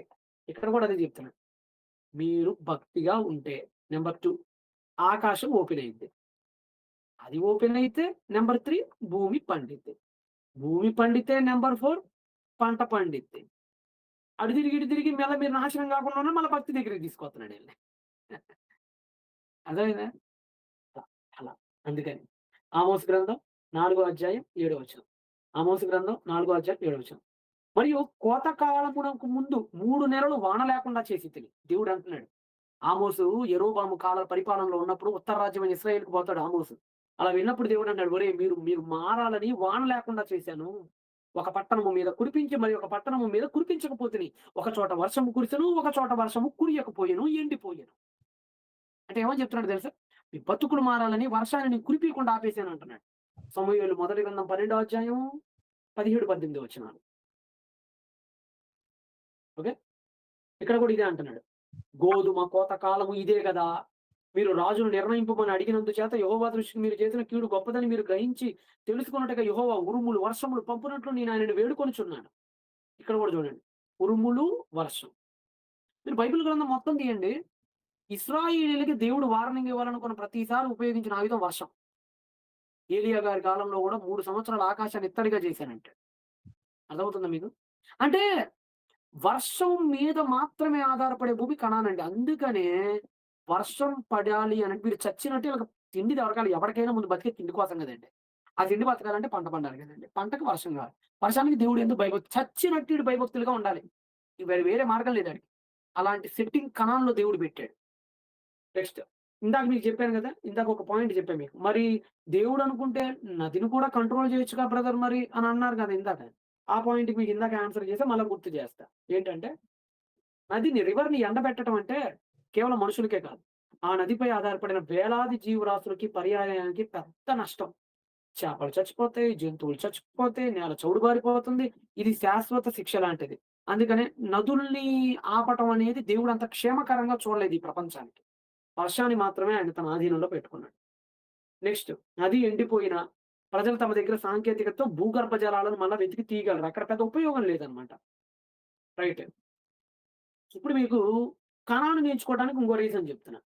రీజన్ నంబర్ 2 రీజన్ నంబర్ 2 కణాను ఒక బఫర్ జోన్. ఏ జోన్? Buffer zone. ఏంటి సార్ బఫర్ జోన్ అంటే ఇక్కడ మీరు చూస్తున్నారు. 2 మహాశక్తుల మధ్య ఉన్నటువంటి ఒక బఫర్ జోన్. ఆ మహాశక్తులు? ఒకటి ఈజిప్ట్. మీకు మ్యాప్ పాయింట్ గీసారు గదా మీరు. చాలా బాగా గీసారు. Map point. చాలా అద్భుతంగా గీసారు. మ్యాప్ పాయింట్ మళ్ళా మీకు చూపిస్తున్నాను చూడండి. కనాన్ ఎక్కడ ఉంటదో కరెక్ట్‌గా. ఇదిగోండి. ఇదంతా గూడా కనాను యొక్క బఫర్ జోన్ అండి. ఇటువైపు ఏముంది చూస్తున్నారు గదా మీరు. ఇటువైపు ఏముంది? ఇటు ఈజిప్ట్ అనే ఒక మహా సామ్రాజ్యం. ఇటువైపు అస్సీరియా అనే ఒక మహా సామ్రాజ్యం. ఇటువైపు బాబిలోనియా అనే ఒక మహా సామ్రాజ్యం. ఇటువైపు మిటానీ అనే ఒక మహా సామ్రాజ్యం. ఇటువైపు హిట్టైట్ అనే ఒక మహా సామ్రాజ్యం. వీటన్నిటికి మధ్యలో ఉండేదే కనాను. ఎక్కడుంటది కనాను? వీటన్నిటికి 1, 2, 3, 4, 5 ఈ 5 మహా సామ్రాజ్యాల మధ్య నలిగిపోయే చిన్న గడ్డిరిల్లు లాంటిది కనాను. ఐదో అధ్యాయము, ఐదో వచనము యెహెజ్కేలు గ్రంథం. యెహెజ్కేలు గ్రంథం 5 అధ్యాయం 5. మరియు ప్రభువైన యెహోవా ఇలాగున సెలవిచ్చెను. ఏమన్నాడట? ఇది యెరూషలేమే గదా! అన్యజనులు నేను దాని నుంచితిని, దాని చుట్టూ రాజ్యములున్నవి. అంటే దాని చుట్టూరు రాజ్యాలున్నాయని చెప్తున్నాడిక్కడ. నెక్స్ట్ ఇంకొక 20 నిమిషాల టైం మనకుందండి. 20 నిమిషాల్లో మనం కవర్ చేయాలి టాపిక్ రైట్. పక్కనే బలమైన శత్రు రాజ్యాలు ఉండటం మూలాన వారు ఎప్పుడు దేవుని సహాయం కోరుకోవాల్సొచ్చేదండి. అందుకని మీరు చూడండి. ఎవడొస్తున్నాడన్నా లేదు, ప్రవక్త దగ్గరికి పరిగెడతారు. ఏ రాజ్యముడు దండయాత్ర చేస్తున్నాడన్నా దేవుడి దగ్గరకొచ్చి ప్రార్థన చేస్తాడు. హిజ్కియా అయినా, యోషియా అయినా, అంతకుముందు ఉన్నటువంటి 7 అధ్యాయం యెషయా గ్రంథంలో ఉంటాడు కదా! ఆమోస్ అయినా ఎవరైనా సరే. ఎందుకు? లగెత్తుకుంట దేవుడి దగ్గరికి రావాలి. ఇప్పుడు ఫర్ ఎగ్జాంపుల్ చిన్న పిల్లలున్నారండి. చిన్న పిల్లలెమ్మట కుక్క బడిందనుకోండి. చిన్న చిన్న కుక్క పిల్లలు పడ్డాయి. ఎవరి దగ్గరికొత్తది బిడ్డ? అమ్మ దగ్గరికొత్తది. అదే పెద్దోడైతే, వయసులో పెద్దోడైతే వాడే కుక్కని తరిమేత్తాడు. దేవుడి కాన్సెప్ట్ ఏందంటే, నా దగ్గరికి రావాలి ఈళ్ళు. లెగిస్తే నా దగ్గరికి రావాలి. నాకిప్పుడు కాంటాక్ట్‌లో ఉండాలి. నాకిప్పుడు దగ్గరగా ఉండాలి. అలా ఉండాలంటే వీళ్ళకి సవాలుతో కూడిన భూమై ఉండాలి. వీళ్ళకి సవాళ్లు ఎప్పుడైతే ఉంటాయో అప్పుడు నా మీద ఎక్కువ ఆధారపడతారు. నా ఎందు భయభక్తులు కలిగి ఉంటారు. ఇంకొక మాట. ఇశ్రాయేలీయులు దేవునికి దూరమైతే, దేవుడు వారిని శిక్షించడానికి చుట్టూ ఉన్న రాజ్యాలను కొరడాలా వాడేవాడు. దేవుడు ఎలా వాడేవాడంటే, ఇశ్రాయేలీయులు తప్పు చేశారనుకో, ఇక్కడుంటే వచ్చే ప్లస్ ఏంటి చెప్పనా దేవుడికి? ఎక్కువ చేస్తే బాబిలోనియన్ వాడు రప్పిస్తాడు. ఎక్కువ చేస్తే ఆ పైనున్నటువంటి హిట్టైట్‌లని రప్పిస్తాడు. అమాలేకైట్స్‌ని రప్పిస్తాడు. సింధు దగ్గర కుదరదది. ఎందుకంటే సింధు దగ్గర పెద్ద పెద్ద రాజ్యాలేమీ లేవు. తేడా. ఇంకో మాట. ఇంకొక మాట. భౌగోళికంగా ముక్కలు ముక్కలుగా ఉంటదండి. కనాను దేశం ఎలా ఉంటదంటే, భౌగోళికంగా ముక్కలు ముక్కలండి. అదంతా గూడా ఒక ప్లెయిన్‌గా ఉండదు. ఇప్పుడు మన ఇండియా ఉంది. మన ఇండియా ఎలా ఉంటది? Maximum plain. అటువైపు వెస్టర్న్ ఘాట్స్, ఇటువైపు ఈస్టర్న్ ఘాట్స్. మధ్యలో వి షేప్‌లో డెక్కన్ ప్లేట్. ప్లెయిన్‌గా ఉంటది. వింధ్య పర్వతాలు దాటితే అటువైపు ప్లెయిన్‌గా ఉంటది. కానీ కనాన్ అలా గాదు. కనాను కొండ. కొండ దిగంగానే లోయ. లోయ దిగితే ఎడారి. ఎడారి దిగితే మళ్ళా మంచు. మంచు దిగితే సముద్రం. సముద్రం నది. అంటే తిన్నగుండదనమాట అది. తిన్నగుండదది. ఒక అసలైన ఒక పాయింట్ చెప్తాను మీకు జాగ్రత్తగా వినండి. ఎందుకంటే నేను అన్ని పాయింట్స్ కవర్ చేయట్లేదు. మనకున్న తక్కువ టైంలో నేను ఇంపార్టెంట్ పాయింట్స్ మాత్రం చెప్తున్నానిక్కడ. హ్మ్. మనకి కణాలను వాడుకోవటం మూలాన దేవుడికి ఇంకొక మంచి ఉదాహరణ చెప్తా మీకు. ఇదిగోండి. ఇలా ఉంటదండి. కణాన్ ఎలా ఉంటదంటే ఇదిగో ఇలా ఉంటది. ఎలా ఉంది? చూస్తున్నారా? ఎంత అద్భుతం అంటేనండి, కనానులో మాత్రమే సాధ్యమయ్యే విషయం ఏందంటేనండి, ఒకవైపేమో పచ్చని కొండలు. చూస్తున్నారు కదా మీరు. వెస్టర్న్ స్లోప్స్ అంటారు. ఒకవైపేమో పచ్చని కొండలు. రెండో వైపేమో విపరీతమైన ఎడారి. భయంకరమైనటువంటి ఎడారి. 2 పక్కపక్కనే ఉంటాయి. కొండకి తొంగి చూస్తే పచ్చదనం మొత్తం. కొండకి ఇవతల వైపు చూస్తే ఎండిపోయిన ఎడారి. 2 వాతావరణాలు ఒకే దగ్గర కలుస్తాయక్కడ. అర్థమైందా? ఎడారి, పచ్చదనం 2 ఒకే దగ్గర కలవడం చాలా అరుదు. అది ఎక్కడ పడితే అక్కడ జరగదు. కనానులో ఒకవైపు ఫుల్లు గ్రీన్. ఒకవైపు ఫుల్లు సాండ్. ఇసక. ఆ! ఏంటట ఇప్పుడు? ఏమైద్దట ఇప్పుడు? అంటే ఏమైద్దో చెప్తున్నా నేను. దేవుడు అక్కడ ఒక పాఠం ఈజీగా చెప్పగలడక్కడ. ఆ పాఠం ఏంటో తెలుసా మీకు? నాకు లోబడితే అటు చూడు పచ్చదనం ఉంది. నా పైన తిరుగుబాటు చేస్తే ఇటు చూడు ఎడారుంది. దీన్ని ఇకోలాజికల్ థియాలజీ అంటారు దీన్ని. దీన్నేమంటారంటే ఈ కాన్సెప్ట్‌ని ఏమంటారంటే ఎకోలాజికల్ థియాలజీ. అంటే అర్థమైందంటే వాతావరణాన్ని చూపిచ్చు పాఠాలు నేర్పించడం. 2 ఒకవైపు. ఇప్పుడు ఇశ్రాయేల్‌లో ప్రయాణం చేసేటప్పుడు ఇలా చూసారనుకోండి, పచ్చగుంటది ఒకవైపు. ఇటు చూసారనుకోండి, ఎండిపోయిన ఎడారి ఉంటది. ఏమర్థమైద్దో తెలుసా ఇప్పుడు ఆళ్ళకి? దేవుడికి లోబడితే అదిగో పచ్చగుంటాం. దేవుడికి తిరుగుబాటు చేస్తే ఇదిగో ఎడారిలా మారిపోతాం. కళ్ళ ముందు పాఠం. లోబడితే ఇలా, లోబడకపోతే ఇలా. దేవుడి మాట ఇంటే ఇలా, దేవుడి మాట ఇనకపోతే ఇలా. ఇకోలాజికల్ థియాలజీ ఎదురుగానే కనపడిద్ది ఆళ్ళకి. అర్థమవుతుందా? మీకింకెక్కడ కనపడదు ఇలాంటి. అంటే దేవుడు లెగిస్తే పాఠం చెప్పొచ్చు ఆళ్ళకక్కడ. అలా. దేవుడు ఈ భూమిని ఎన్నుకోవటంలో మల్టీ లెవెల్ ప్లానింగ్ ఉందిలెండి. మల్టీ లెవెల్ ప్లానింగ్ ఉంది. ఇంకొక 15 నిమిషాలు మన ముందుంది గాబట్టి, 15 నిమిషాల్లో మనం కవర్ చేయగలిగిన అంశాలని కవర్ చేద్దాం. ఇంకోటేంటంటే, కణాలు అనేది 3 ఖండాల మధ్యలో ఉండే ప్రాంతం అది. ఎక్కడుంటది? మీరు రోజు లెగిస్తే మ్యాప్ పాయింట్లు గీసారు గదా! నేనిక్కడ మళ్ళా ఒకసారి గీస్తున్నాను. ఇటువైపు ఈజిప్ట్ ఉంటది. కదా! ఇటువైపు ఈజిప్ట్ ఉంటది. ఇక్కడ కనాన్ ఉంటది. కదా! ఇక్కడేమో టర్కీ ఉంటది. నేను ప్రామాణికంగా గీస్తున్నాను అంతేలెండి. నెక్స్ట్ ఇక్కడ ఇరాక్ ఉంటది. అర్థమైందా? ఇట్ ఇటువైపు ఇదిగోండి. టర్కీ దగ్గర నుండి ఇటువైపు యూరప్ వస్తది. ఒక మాటలో మీకు చెప్పమంటారా? కనాన్ ఎలాంటిదంటే ఇదిగోండి ఆఫ్రికా ఖండాన్ని ఈజిప్ట్ అంటే ఆఫ్రికా ఖండం. ఇటువైపు ఆఫ్రికా ఖండాన్ని, ఇటువైపు ఉన్నటువంటి ఆసియా ఖండాన్ని చూస్తున్నారు మీరిక్కడ. ఇటువైపు ఉన్నటువంటి ఆసియా ఖండాన్ని, ఇక్కడ ఉన్నటువంటి యూరప్ ఖండాన్ని. ఎన్ని ఖండాలు కవర్ అవుతున్నాయో చూడండి ఇక్కడ మీరు. ఒకటి, ఒకటి యూరప్ ఖండం. ఇక్కడ ఆఫ్రికా ఖండం. ఇక్కడ ఆసియా ఖండం. ఈ రెండిటికి మధ్యలో బ్రిడ్జ్ లాగుంది చూసారా? అంటే ఇక్కడ కోడితే 3 ఖండాల్లో మారుమోగిపోద్ది ఏదైనా సరే. అందుకని మీరు చూసారా? ఎర్ర సముద్రం దాటినప్పుడు అంటే ఈ వార్త ఎంత స్పీడ్‌గా స్ప్రెడ్ అయిపోద్దంటే కనానులో నుండి గాని, కనానుకి గాని మోషే ఎర్ర సముద్రం దాటాడు. ఎక్కడో చాలా చాలా చాలా దూరం ఉందండి. 1000 కిలోమీటర్ల అవతల. సోషల్ మీడియా కూడా లేదప్పుడు. ఇప్పట్లాగా టక్కన వార్త అలా ఎళ్ళిపోవటానికి. అక్కడెక్కడో కనానులో, యెరికోలో ఉన్నటువంటి రాహాబ్ అనే వేశ్యకి మీ దేవుడైన యెహోవా గురించి నేను విన్నాను. నా గుండె కరిగిపోయిందనిద్ది. అంత స్పీడ్‌గా వార్త ఎలా ఎళ్ళిపోయింది అక్కడికి? సోషల్ మీడియాలో ఉన్నాయా? టీవీ9 ఉందా? టీవీ5 ఉందా? ఈ ఖండం నుంచి అది జరిగింది ఈ ఖండం. ఎర్ర సముద్రం దాటటం అనే ఈవెంట్ జరిగింది ఆఫ్రికాలో. ఈవిడుంది ఆసియాలో. ఆ ఖండం ఎలా దాటింది ఇంత తొందరగా మాట? ఎవరు చెప్పమంటారా? సింపుల్. వ్యాపారానికి అతి పెద్ద కూడలండి అది. ఇప్పుడు విజయవాడ ఉంటది ఆంధ్రప్రదేశ్‌లో. ఎందుకు విజయవాడ అనంగానే సెంటర్ అంటానంటే, నువ్వు ఏ ఊరు నుంచి ఏ ఊరు పోవాలన్నా విజయవాడ టచ్ అవ్వాల్సిందేనబ్బాయి. హైదరాబాద్ నుంచి వైజాగ్ పోవాలన్నా విజయవాడ టచ్ అవ్వాలి. లేదంటే పైన వైజాగ్ నుంచి చెన్నై రావాలి విజయవాడ టచ్ కావాల్సిందే. లేదు హైదరాబాద్ పోవాలి విజయవాడని టచ్ చేయకుండా ఎవడు దాటడానికి వీల్లే. అలానే ఆ రోజుల్లో నువ్వు యూరప్ ఎళ్ళాలన్నా సరే కింగ్స్ హైవే వాడాలి. హోరస్ హైవే అంటారు. నువ్వు కింద ఈజిప్ట్‌కి రావాలన్నా ఇది వాడాలి. ఆసియాకి పోవాలంటే వాడు కూడా ఇదే వాడాలి. 3 ఖండాల మధ్య కూడలి.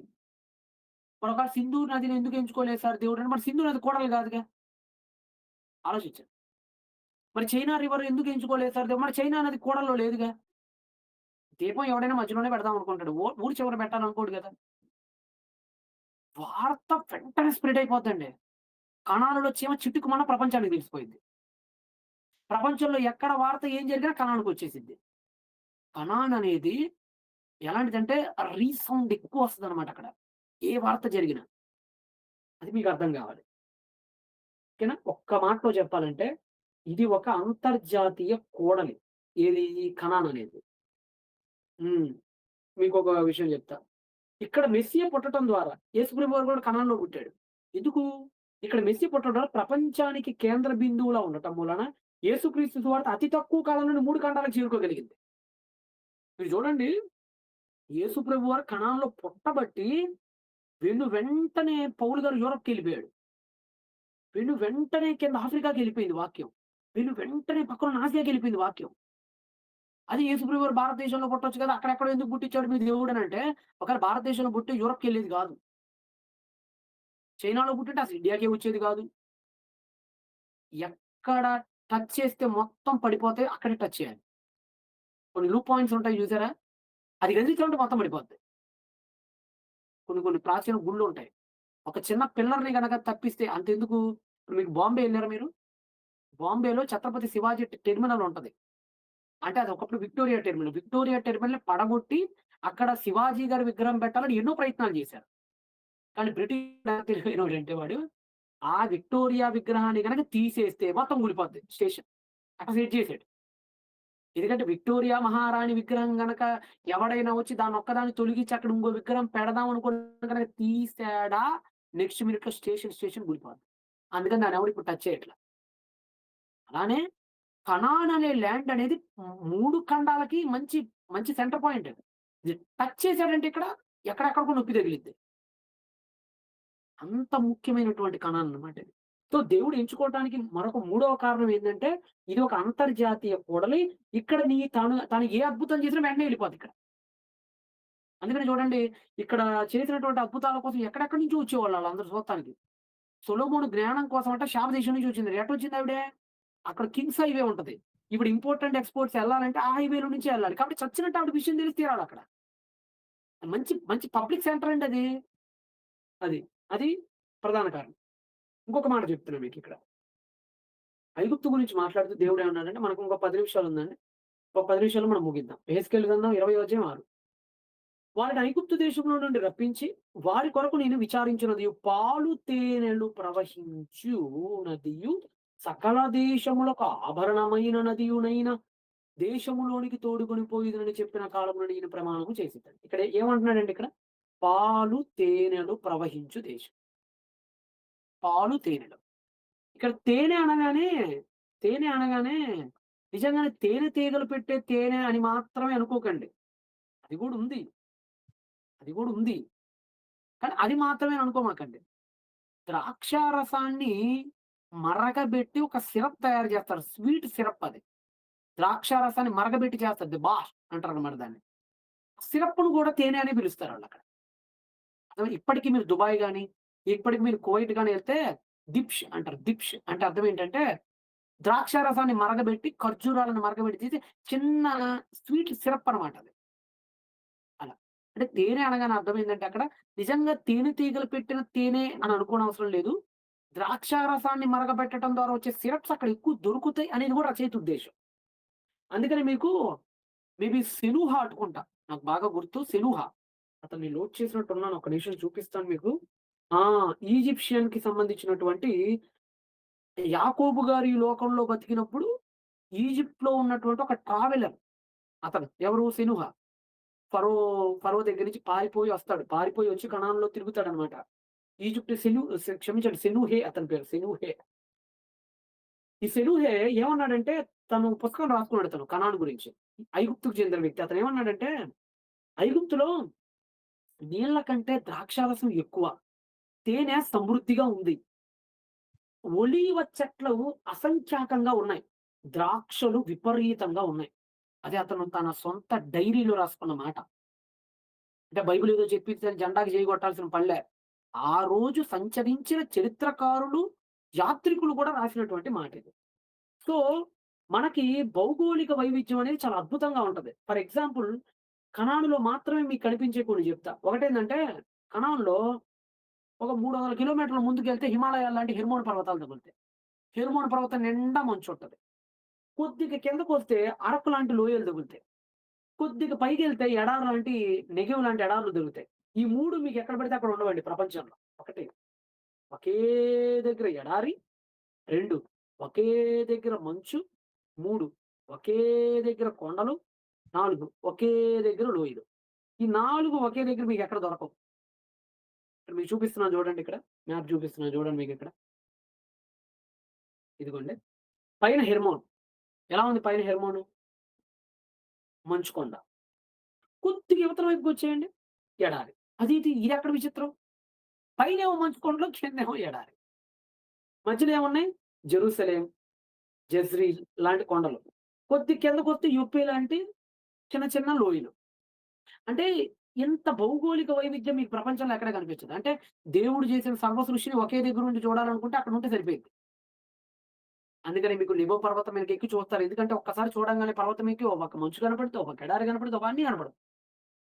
అర్థమైందా మీకు?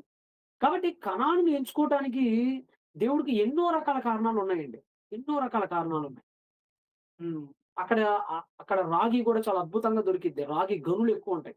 అందుకని మనకి ద్వితీయోపదేశకాండంలో ఏమన్నాడు చూడండి దేవుడు? ద్వితీయోపదేశకాండం హ్మ్. 8 అధ్యాయం 9 వచనం. ద్వితీయోపదేశకాండం 8, 9. అది ఇనప రాళ్ళు గల దేశము. దాని కొండలలో నీవు రాగి త్రవ్వి తీయవచ్చు. రాగి ఎక్కువగా దొరికేటువంటి ప్రాంతం ఏదైనా ఉందంటే అది తిమ్నా తెలుసా మీకు? తిమ్నా. ఇన్నారా తిమ్నా? ఈ సంసోను గారు అక్కడ అమ్మాయిని చేసుకుంటాడన్నమాట తిమ్నా. అతి పెద్ద రాగి గనులు ఉండేది అక్కడే తిమ్నాలో. అందుకని మీరు బైబిల్‌లో గనక చూస్తే ఇత్తడి గురించి ఎక్కువుంటది. ఇత్తడి సర్పం, ఇత్తడి గంగాళం, ఆ తర్వాత ఇత్తడితో కూడినటువంటి ఎక్కువ కనబడతాయి మనకు బ్రాంజ్. ఎందుకంటే అక్కడ రాగి ఎక్కువ దొరికింది. రాజుల మొదటి గ్రంథం 7 అధ్యాయము 45 వచనం. ఏమనుందిక్కడ? ఈ వస్తువులను మెరుగుపెట్టిన ఇత్తడివై ఉండెను. బిందెలు గాని, చేటలు గాని, గిన్నెలు గాని అన్నీ గూడా ఇత్తడివట. రాజుల గ్రంథంలో ఉంటదనమాట అక్కడ మనకి. సో, ఇక్కడ మనకు ఫైనల్‌గా ఏం అర్థమవుతుందంటే, దేవుడు కనాన్ని ఎంచుకోవటానికి ప్రధానంగా కొన్ని కారణంగా మారినియి. ఫస్ట్ ఏమని చెప్పుకున్నాం మనం? ఇది నదీ తీర నాగరికత కాదు. అదే దీని బలం. నాగరికత కాదు. అదే దీనికి ప్లస్ పాయింట్. ఎందుకు? నదైతే నది మీద ఆధారపడతాడు. వర్షమైతే దేవుడి మీద ఆధారపడతాడు. సో, దేవుడు తన మీద ఆధారపడాలని ఇది ఎంచుకున్నాడు point number 1. Next point number 2. ఇది ఒక అంతర్జాతీయ కూడలి. ఇది ఒక అంతర్జాతీయ కూడలి. నెక్స్ట్ 3. ఎకాలజికల్ థియాలజీ అనేది నేర్పించొచ్చు. అంటే ఒకవైపు పచ్చని కొండలు, ఇంకోవైపు ఎండిపోయిన భూమి. ఆశీర్వాదం, శాపం. 2 పక్క పక్కన పెట్టి పాఠం నేర్పించడానికి అత్యంత అనువైనటువంటి ప్రాంతం. నాలుగోది, నాలుగోది ఇక్కడేంటి? ఇది ఒక బఫర్ జోన్. దేవుడు వీళ్ళని దేవుడు వీళ్ళెక్కువ ఆడుకోవటానికి గాని, వీళ్ళు తప్పు చేసినప్పుడు దేవుడు వీళ్ళని వెనువెంటనే శిక్షించడానికి గాని ఇది బాగా హెల్ప్ అవుతుంది. కాబట్టి మనకు ఫైనల్‌గా దేవుడు ఎందుకు సార్ దీన్ని ఎంచుకున్నాడనంటే ప్రధానమైనటువంటి కారణం ఒక్కటే ఒకటి. అదేంటంటే ఆకాశ జలముల వర్షము ద్వారా ఆధారపడే ప్రాంతమైతే చచ్చినట్టు నా పిల్లలు నా దగ్గర ఉంటారు. అదే నదీ తీర ప్రాంతాలు గనకైతే నదులను పూజించుకుంటా ఈళ్ళ జీవితాలు విగ్రహారాధనలో కలిసిపోతాయి. అనేటువంటి ముఖ్య కారణం వల్ల దేవుడు దాన్ని ఎంచుకున్నాడు. ద్వితీయోపదేశకాండంలో ఇంకో మాట అంటాడు మీరెప్పుడైనా చదివారో లేదో మేబీ 4 అధ్యాయం 6 ఆ ప్రాంతాల్లో ఏమంటాడంటే, మీరు గనక జాగ్ జాగ్రత్తగా గనక ఈ ల్యాండ్‌లో బ్రతికితే ప్రపంచం ఈజీగా మారిపోయిద్ది. ఎందుకంటే అదొక అంతర్జాతీయ కూడలి కదా! వచ్చినోడు ఆశ్చర్యపోతాడు. ఆహా! ఎంత గొప్పదిరా బాబు ఈ కణాను అని ఆశ్చర్యపోతాడనమాట. ఒకసారి వీలైతే మీరందరూ కూడా ద్వితీయోపదేశకాండం 4 అధ్యాయం తర్వాత చదువుకోండి. ద్వితీయోపదేశకాండము 4 అధ్యాయాన్ని మొత్తాన్ని కూడా మీరు జాగ్రత్తగా చదువుకుంటే ఆ! ఇక్కడేమంటాడో చూడండి. మీకు కాపీ చేసి పెడుతున్నాను నేనిక్కడ. కాపీ చేసి పెడుతున్నాను ఇక్కడ చూడండి. ఇదిగోండి.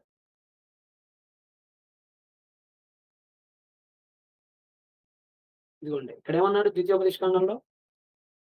కనానులో నివసించే వాళ్ళతో మాట్లాడుతున్నాడు. ఈ కట్టడలను మీరు గైకొని జాగ్రత్తగా వినండి. నేనిచ్చిన ధర్మశాస్త్రాన్ని గనక మీరు గైకొని అనుసరింపవలెను.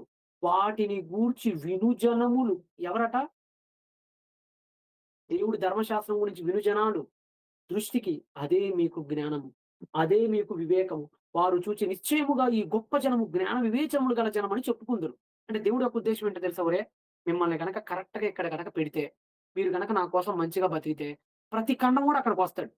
అక్కడికొచ్చినప్పుడు మిమ్మల్ని చూస్తాడు. "అర్రె! ఏందిరా ఈళ్ళెంత బతుకుతున్నారు? మా హిత్తీయుల్లో ఏందిరా కుక్కతో పోయినా లేదంటే నేను మీకు పాఠంలో చెప్పాను కదా! కంచరగాడితో పోయినా, గుర్రంతో పోయినా హిత్తీయుల చట్టంలో తప్పు గాదు. కానీ వీళ్ళేంట్రా జంతు సంభోగం చేస్తే చంపేస్తన్న ఇంత పవిత్రంగా ఉన్నారేంటి?" అని హిత్తీయులు దాన్ని విని బతుకు దిద్దుకుంటారక్కడ. అర్థమవుతుందా మీకు? ఇందాక నేను మీకు స్లావరీ చెప్పాను కదా! గతంలో మీకు స్లావరీ లెసన్ చెప్పా. మిటానీ ఎంపైర్‌లో ఎవడైనా ఒక దొంగ గనక పారిపోతే, బానిస గనక పారిపోతే, వాడిని గనక చంపితే, ఆ యజమానికి శిక్ష లేదు. ఇప్పుడు వాడొచ్చాడనుకో ఇక్కడ అంతర్జాతీయ కోడలికి, ఈళ్ళేందిరా ఇంత న్యాయంగున్నారు? బానిసకు కూడా ఇంత విలువుందేందిరా బైబుల్‌లో? అని వాడు కూడా తన బతుకు దిద్దుకుంటాడు. అర్థమైందా? మీరు ఈజిప్టోడు గనక అంతర్జాతీయ కూడలికొచ్చాడనుకో, అరే! మా మా గ్రంథాలేందిరా ఇంత రోతగా ఉన్నాయి. వీళ్ళ దేవుడేందిరా ఇంత పరిశుద్ధంగా ఉన్నాడు అని ప్రపంచం మొత్తం కూడా అక్కడ ఎక్కువ తిరుగుతూ ఉంటది. అది పెద్ద పెద్ద జంక్షన్ అసలు కనాన్ అనేది. 2 మెయిన్ హైవేలెళ్తున్నాయి కనాన్‌లో నుండి. అక్కడికి వచ్చి చూసిన ప్రతి వాడు షాక్ అయిపోయి జీవితాన్ని మార్చేసుకొని తొందరగా వాడు దేవుడి వైపు తిరగాలి అనేది దేవుడి కాన్సెప్ట్ అక్కడ. సో, ఇవన్నీ కారణాలు కూడా దేవుడు కానానుని ఎంచుకోవటానికి గల కారణాలయ్యాయి. కాబట్టి అర్థమైందా? ఎందుకు దేవుడు ఫెర్టైల్ క్రెసెంట్‌ని ఎందుకు ఎందుకు ఎంచుకున్నాడు? హ్మ్. నైలు నదిని ఎందుకు ఎంచుకోలేదంటే కారణం చెప్పాను. ఓకేనా? సింధు నదిని ఎందుకు ఎంచుకోలేదని చెప్పాను మీకు? అది కొడలి గాదు. రెండోది ఇంకో పాయింట్ చెప్తా. మీకు సింధులో నుంచి ఒక సమాచారం వెళ్ళాలి అనంటే, అక్కడున్నటువంటి హిందూ కుష్ పర్వతాలు మీకు అడ్డుపడతాయి. ఒక వార్త తొందరగా ఎళ్ళలేదు. నేను ఆ ఇమేజ్‌ని మేబీ మీకు తర్వాత క్లాసెస్‌లో కూడా ఇదిగోండి ఇక్కడ చూపిస్తున్నా చూడండి. ఇక్కడ చూపిస్తున్నా చూడండి. సింధు నది గురించి మీకక్కడ మ్యాప్ చూపిస్తున్నా చూడండి. ఒకవేళ సింధు నదిలో వార్త ఎళ్ళటం చాలా కష్టం అండి. ఇదిగోండి. ఇక్కడున్న ఈ పశ్చిమ పర్వ మార్గాలు హిందూ కుష్ పర్వతాలున్నాయి చూసారా? ఇటు నుంచి అటు ఎళ్ళటం చాలా కష్టం మానవుడనేవాడు. సో, ఒక వార్త సింధు నదిలో గనక పెడితే దేవుడు అది ఎళ్ళదు. తొందరగా రీచ్ కాదు జనాలకి. ఇవన్నీ దేవుడి మనసులో ఉన్నాయి. అందుకనే ఇన్ని ఉండగా, ఇన్ని ఉండగా ఏమీ లేదన్నట్టుగా కనానుని ఎంచుకోవటానికి గల ప్రధాన కారణం ఇదే. ఇక్కడైతే వీళ్ళని చక్కగా నా వైపు తిప్పుకోవచ్చు. ఇక్కడైతే వీళ్ళని కూర్చోమన్నప్పుడు కూర్చుంటారు, నుంచోమన్నప్పుడు నుంచుంటారు. ఆ మాత్రం జాతి నిలబడిందంటే అక్కడ ఉండబట్టే. సవాలుతో కూడిన వాతావరణం ఉండబట్టే. కాబట్టి దేవుడెందుకు ఈ ఫెర్టైల్ క్రెసెంట్‌ని ఎంచుకున్నాడు అనే విషయం మీకు అర్థమైందని నేను ఆశిస్తూ ఉన్నాను. రేపు మనకి మేబీ పాఠం ఇంక మనం ఎంటర్ కాబోతున్నాం. ఫౌండేషన్ క్లాసెస్ అయిపోయినియి. మనకి తోరా దగ్గరికెళ్తున్నాం. అసలు తోరా అంటే ఏంటి? తోరాకి ధర్మశాస్త్రానికి ఉన్న తేడా ఏంటి? ధర్మశాస్త్రం అనే పదం కంటే తోరా అనే పదం ఎందుకు మేలైనది? అన్నీ మనకు కవర్ కాబోతున్నాయి నెక్స్ట్ పాఠాల్లో. మనం తోరా గురించి స్టడీ చేయబోతున్నాం. హెర్మెన్యూటిక్స్ పార్ట్ 1 ఉంది. హెర్మెన్యూటిక్స్ పార్ట్ 2 ఉంది. నెక్స్ట్ మాడ్యూల్ కల్లా ఆదికాండంలోకి మనం అడుగు పెట్టబోతున్నాం. కాబట్టి మీరందరూ రెడీగా ఉండండి. ఈ పాఠాలన్నీ మీరు మైండ్‌లో పెట్టుకోండి. ఆదికాండం నుంచి ద్వితీయోపదేశ కాండం వరకు ఒక పెద్ద జర్నీ మనం చేయబోతున్నాం. ప్రతిదాన్ని మనం అన్లాక్ చేసే ప్రయత్నం చేద్దాం. సంతోషం. ధన్యవాదాలు. ఈరోజు హోంవర్క్ వచ్చేటప్పటికి మీకు ఇదే. ఏంటంటే ఈరోజు హోంవర్క్ కనానుని ఎంచుకోవడానికి గల రీజన్స్ ఏంటో రాయండి. ఓకేనా? కనాను ఏ విధంగా బఫర్ జోన్‌గా ఉందో మ్యాప్ పాయింట్ గీయండి. 3 మెసొపొటేమియా, సింధు, నైలు, చైనా కాకుండా కనానులో ఉన్నటువంటి విభిన్నత్వం ఏంటో కూడా తెలియజేయండి. అందరికి సంతోషం. ధన్యవాదాలు. రేపటి తరగతిలో మళ్ళా కలుద్దాం. బీ ఈజ్ టషం లెహిట్రోట్ బాయ్.